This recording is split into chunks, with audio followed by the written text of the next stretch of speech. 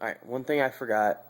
Before the mayor was killed on the way into town, we had the sword, and we found the guy's crypt where the famous archer was buried. So we go inside, and Lauren's hand is on the sword, and it starts glowing. The sword does, and the other two archers in our group, apparently their hands are drawn to the sword. Well, once everybody touches the sword, it's inside of this crypt, and the walls start lighting up with a path.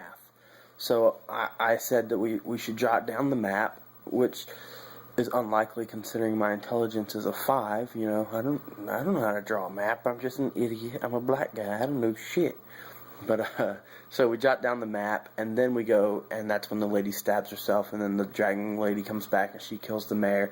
Okay, so now we're back to where we were, and we killed, or we tell the husband that the sheriff was killed, or the mayor was killed. And he goes and tells the son. Well, as he's telling the son, I said that we should get the son to come with us to avenge his mother's death. Well, pretty much after I said that, Daryl said that the son was asking to join us to avenge his mother's death. He says, "I'll be right back," and he comes back with all his armor, his sword, his shield, and everything, and he says his specialty is killing.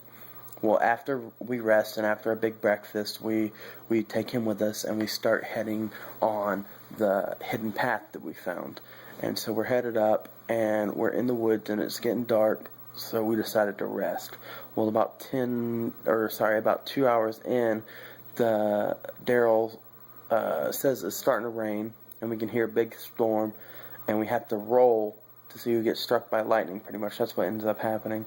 Somebody got struck, and then the lightning hit again, and somebody else rolled, and they got hit with an arrow. So it was Noel. They were coming back on the dragon again to get more cattle, and sorry, shoot. So they came in to get more cattle. When the lightning was striking, they were using that light to hit us with arrows. So we get on the dragon. We all get into paper actually, and Joseph gets on the dragon. He flies above the storm, and he flies to the edge of the mountain.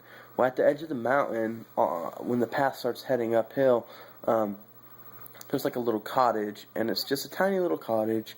It's like one person, and he says you can smell stuff. Like we were going to ESP it, and he says you can smell like there's baking, like there's somebody cooking something. And Joseph was like, well, then we don't need to ESP it. It's obviously good. So we went up there and we knocked, and it's this old lady. And as soon as we opened the door, she recognizes Taylor, and she's talking to Taylor, and apparently this is Taylor's grandma. And I had suggested, or I had kind of said whenever he said it was an old lady, that it was probably the famous archer's wife. Well, that is also true. This famous archer is Taylor's grandfather. Well, she starts telling about, we start talking and, reminiscing and stuff, how they were related and blah, blah, and, she feeds us, and then we keep talking, and, she says that this famous archer is one of the only archers to ever learn magic, and that she had something for Taylor, and it was this, he said, smallish looking staff, and I took it as it's a small looking staff, like it's called a looking staff, and I was like, what's a looking staff do? And then so they were kind of teasing me about that, but it was just a smallish staff. And she says, well, what does it do? And she's like, well, I'm not sure, but just know that if you take it, I won't be protected anymore. And we're like, well, what do you mean? And she's like, well, I've lived here for 20 whatever years, and that dragon hasn't bothered me. It's something to do with the staff. And then we also asked her about the sword that made that girl disappear, and apparently that is a spell that that the archer was working on, that where, like, once you do that, it takes you back to whoever commands you, or whoever your leader is, or whatever.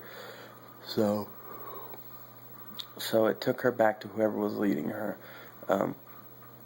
We never really found out. So I was joking around the whole time about I'll keep your grandma company tonight when we sleep, and then I actually asked if I could get a loaf of bread, and Daryl says is her, he says, yes, how about an apple pie as well? So I ended up getting an apple pie and a loaf of bread from Grandma. We rested, we got a good breakfast, and then we headed out the next morning.